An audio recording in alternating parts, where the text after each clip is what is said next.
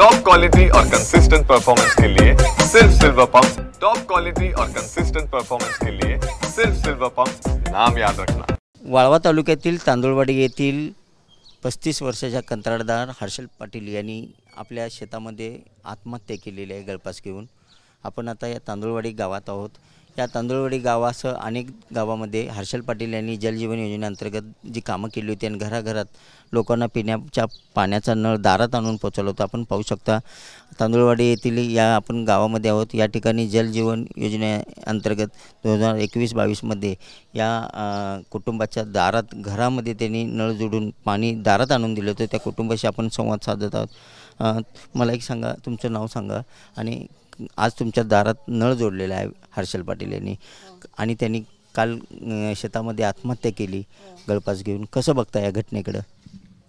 ते हर्षलराव हे आमच्या पुतणेच होते आणि जलस्वराज्याचे हे पाण्याचं सगळ्या गावोगाव निर्मिती केली आणि ते अत्यंत चांगले आणि संपन्न होते। पण त्याने असं करायला नको पाहिजे होतं, ते केलं। हे सरकारनं पैसे न दिल्यामुळे सगळं झालेलं आहे।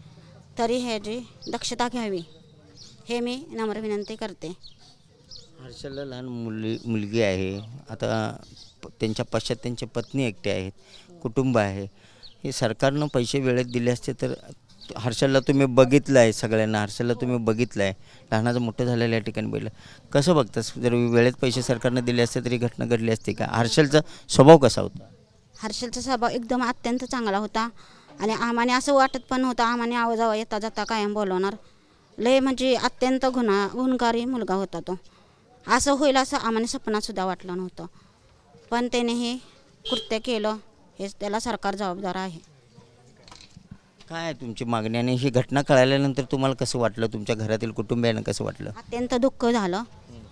असं वाटलं की एक दुःखाचीच बातमी एक म्हणजे हेच झालं आहे।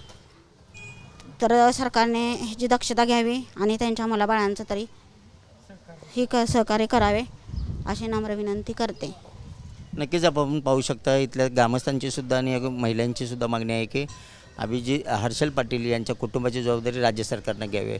आता राज्य सरकार काय भूमिका घेते हे पाहणं गरजेचं आहे। कॅमेरामन सुनीलसोबत मी शंकर देवकुळे, TV9 मराठी, सांगली।